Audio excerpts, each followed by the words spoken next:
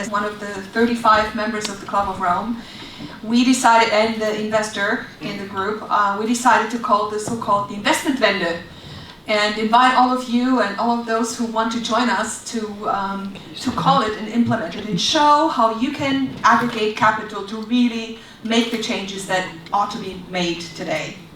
But why is this important and why now?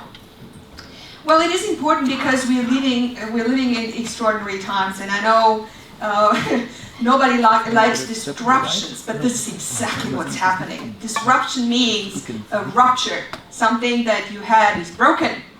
And so I can sing a song about this because I'm a computer scientist by education. I was born and raised in communist Romania, came to Germany when I was 16 years old. I know what it means to be hungry and to live in poverty. And my motto, through my beloved parents that just passed away, was that living through math, loving technology, I can make a difference and I can get out of poverty. So when we immigrated to Germany, I began studying computer science, and in the mid-1980s, I ended up in an exchange program with the Stanford University in Stanford. And of course, that changed my entire life. My background, I graduated in artificial intelligence and used expert systems for chip design, very technologically advanced. And do you know what happened? What happened to AI? AI was born in the mid-50s. 56 was the first Lisp compiler. And it went down, it went dormant. What happened between the mid-80s, when I graduated in AI, and early 2000? It went dormant. And the reason for that is what? What happened to technology? Technology evolves exponentially, and it was in the linear growth where it's not being seen. And this is what we're seeing right now. So in the mid-90s, before the iPhone and so on, my husband and I lived in Silicon Valley, and we saw Mosaic for the first time. And because our both background is in artificial intelligence, we knew, oh my God, a new era is breaking. And so we came to Germany, and one of our companies, we did technology transfer, and one of our companies, the Cybernet AG, went public, was the first German internet stock that could be purchased on the German stock exchange. And of course that changed, that got us of me out of poverty, of course, but that changed our entire way of looking at things.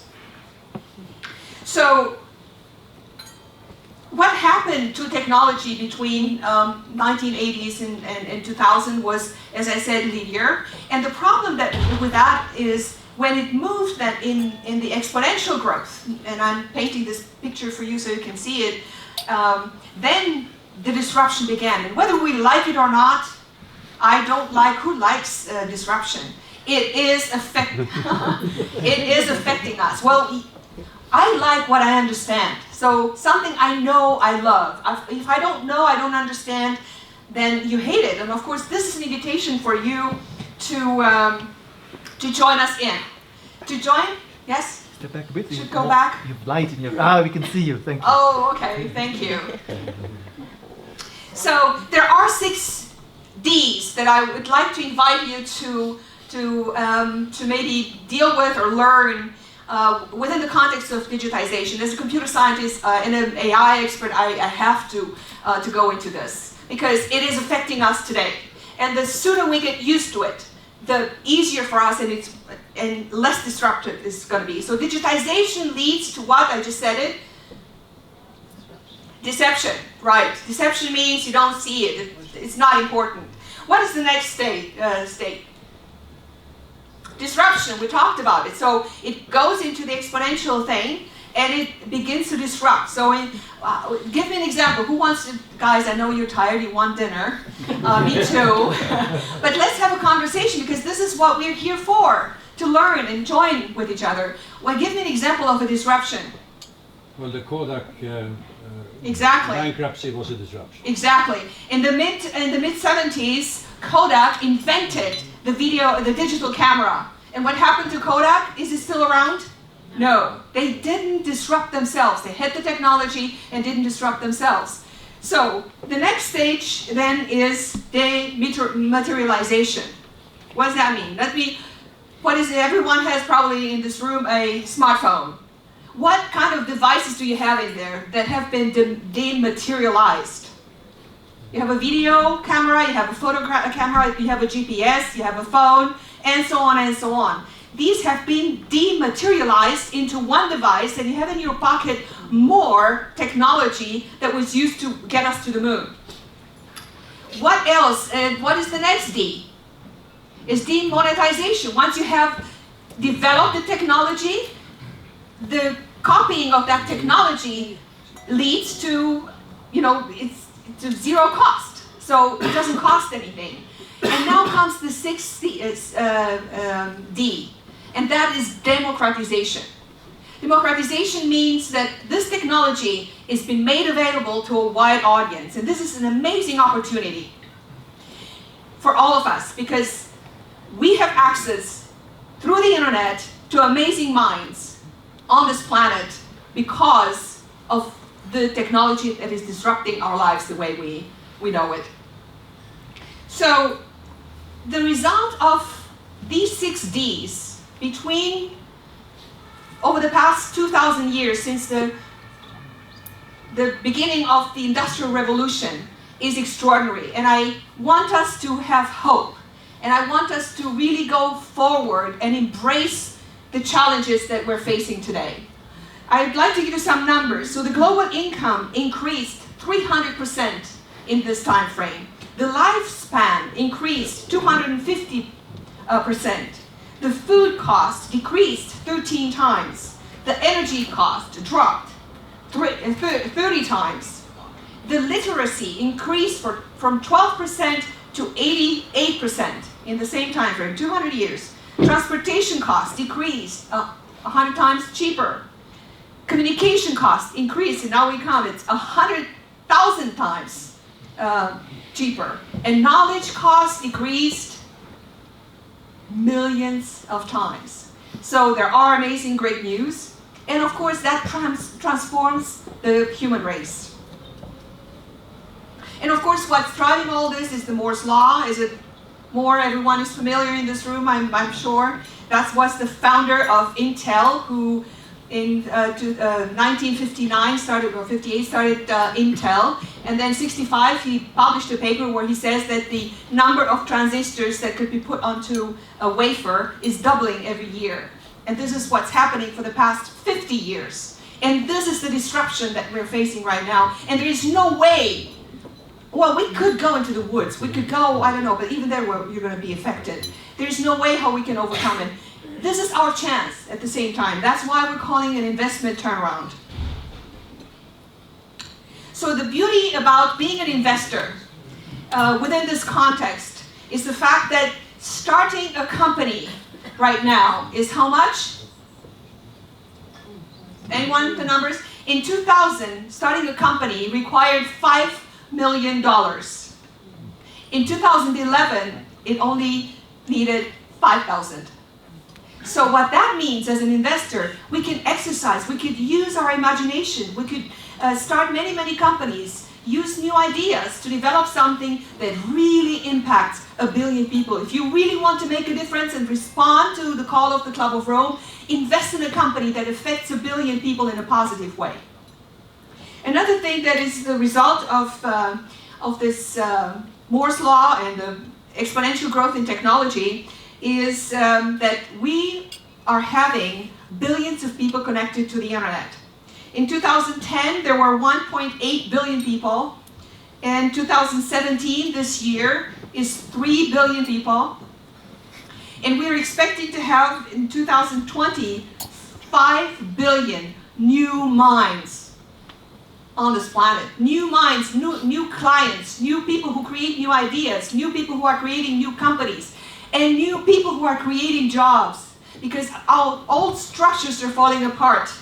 We had the hardest time to try to find people to sponsor us. And by the way, all the people that were mentioned, there were people who helped us raise funds for the Club of Rome, I'm very proud to say that due to your support, we were able to raise close to $30,000. Thank you very much again to all of you who have contributed, and we are still accepting checks and donations.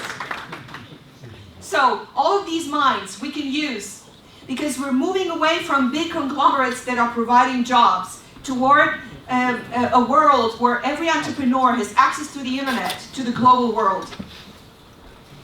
Just to summarize, we've heard words here about linear and local and exponential and global. This is the big difference.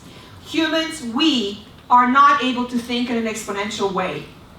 We think linear and local. This is how we have been socialized since our existence. And we didn't have had a software or a hardware update ever since we came on this planet. But the technology is bypassing us. It goes exponentially. So just to give you an idea, going 30 steps in a linear way means what? Going upstairs 30 steps. Now, those of you who are mathematicians, what is 30 steps in an exponential manner? Give me some numbers. What is it? It's 26 times around the planet. Twice to the moon. Right. So this is the kind of disruption that we're facing. This is the kind of challenge, and I believe that our opportunity is between the linear thinking and the disruption. This is where we have an amazing opportunity. This is why invoking the Investmentwende is important. So we don't get into disruptive stress. Because technology has always changed humanity, but this time it is different because of the technology impact. So what does that mean actually for the challenges that we are facing and that have been mentioned over and over again? For the past 50 years, the Club of Rome has brought into the public's attention that we have a problem. How are we going to mitigate? We have a moral responsibility. If you don't care about other people on this planet, I'm sure you do care about your children and your grandchildren. So do it for them. We do it because we self-actualize through investing. We are so connected. We just love what we do. And there is nothing more important as a philanthropist. If you come from a poor country and you have been blessed enough to really get out of poverty, then there is only one mission on this planet: to make a difference. And we can combine those two. It's about time. So what does it mean to have an Investmentwende? Well, we have heard it many times, and it is something that we have to develop it together. There's nothing that I can do or we can do to make it right for everybody. It is a collective initiative. And yes, we need to change the way we measure success. And this is a big, big problem. This is the biggest problem as far as I can see in our organizations. As long as you receive at the end of the month from your bank a statement that only has a number at the bottom right, and it doesn't say anything what they did with your money, this is the kind of metrics that provokes the disaster, the disruption. This needs to change. So metrics is one that needs to change. The next thing is we need to bust the myth that if you invest with environmental, social governance criteria in mind, that you're losing money. Science proves it otherwise. All of us people here who are going to talk about this prove it otherwise. It is not true. Don't let them lie to you. Job creation, I already said. Job creation is really this amazing opportunity for every single one to have access to this amazing world. It's not just the internet, it's not just AI, robotics, virtual reality, augmented reality, biology and so on. It's the compounded, these things put together everywhere. I've seen many sensors, people are wearing that, so data. These are going to make it even more disruptive than we would like it to be. So we need to put them together. And the other day, I had my birthday and I stepped on my scale. I was so proud. I thought, oh my God, let's see how much and the scale said, "Happy birthday, Mariana." That was the first thing that I saw. I got really upset because I couldn't, how does the scale know my name and that is my birthday? It is impossible. Then also I went meditating and my husband gave me Muse, one of those devices to measure your brain waves and so on. And I had to agree for my brain waves to be sent straight to California so that they do whatever they like with it. No, we cannot let that happen. We need to make sure that we save our data, that we prevent them from misusing our data, or at least separate us in identifying us with the data. I love data. Data is important. We need to use it, but we need to save and protect our privacy. And of course, change behavior, and this is the last one that I would like to mention. There are so many things that we need to develop together. Change behavior, and this is what ACWO stands for. The Club of Rome latest report is a philosophical book. And we adopted a philosophical model based on integral theory by Ken Wilber. It's called the ACWO, all quadrants, all lines. All of us, need to be involved in what's happening. And of course, embracing such a change, calling the Investmentwende and really implementing it can be a very daunting task. But to cite Neil Donald Walsh, one of my great friends and amazing person who wrote Conversations with God, the struggle ends where gratitude begins. So what are you grateful for? And what are you willing to do to pass on some of your wealth, abundance, and gifts that you've been bestowed upon? Join us. Thank you so much for being here. It's an honor and a privilege. And have a wonderful evening.